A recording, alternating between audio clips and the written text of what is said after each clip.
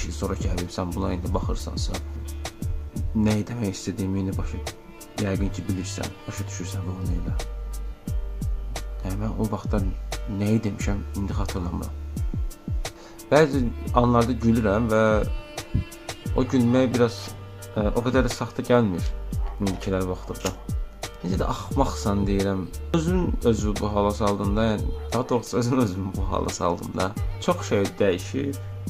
Təkəm, çox təkəm. Ətrafımdakı adamlara belə heç də danışa bilmirəm. Qəribə və çətin gəlir. Nə istədiyini tam olaraq bilmir.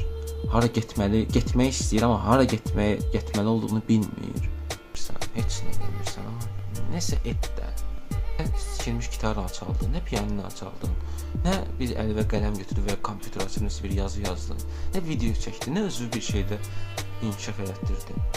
Özüm də qurumuşam, bacarmadım. Hal-hazırki günlərin çətindir.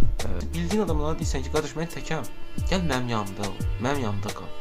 Sükut, yəni cəhənnəmindir də, yəni kimsə tərəfindən görülüb dəyərli hiss edilmək.